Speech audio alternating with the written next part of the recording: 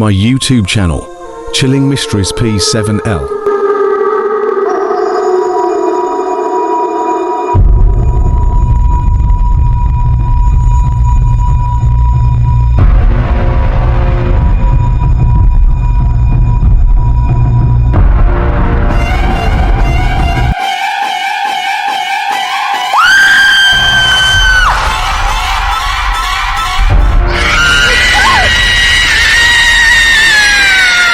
एक गांव में एक बहुत पुराना और वीरान मंदिर था जिसे सालों से किसी ने छुआ तक नहीं था।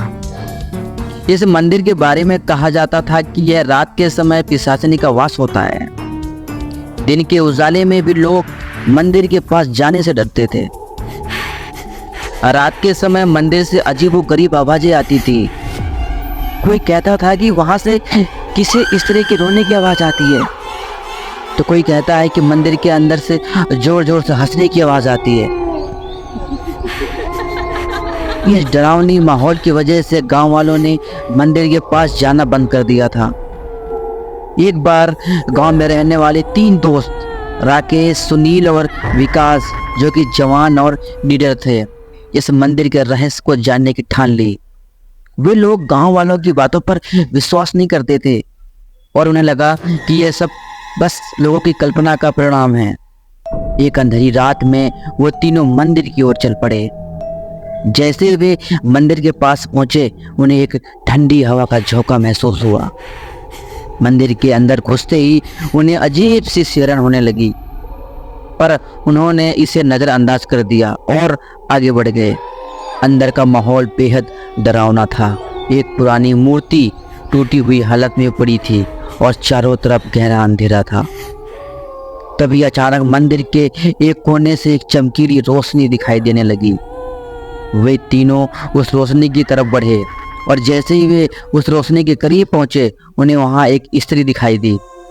वह स्त्री बहुत सुंदर थी, लेकिन उसकी आंखों में एक अजीब सी चमक थी।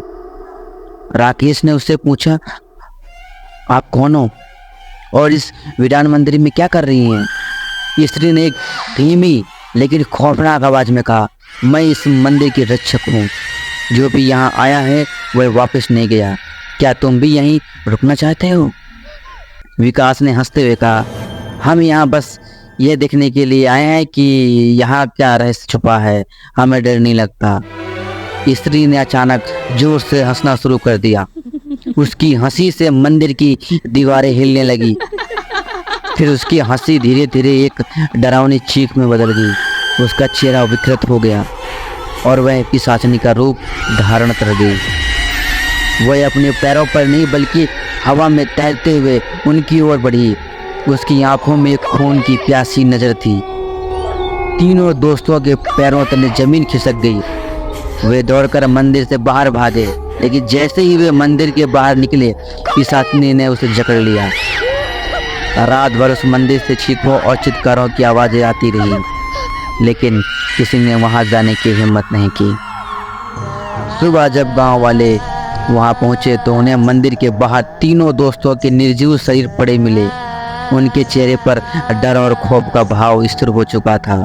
उस दिन के बाद से गांव में कोई भी उस मंदिर के पास नहीं गया। लोग अब भी उस पिशाचिनी की कहानी सुनाते हैं, लेकिन उसे लेकर किसी ने भी फिर कभी वहां जाने की हिम्मत नहीं की।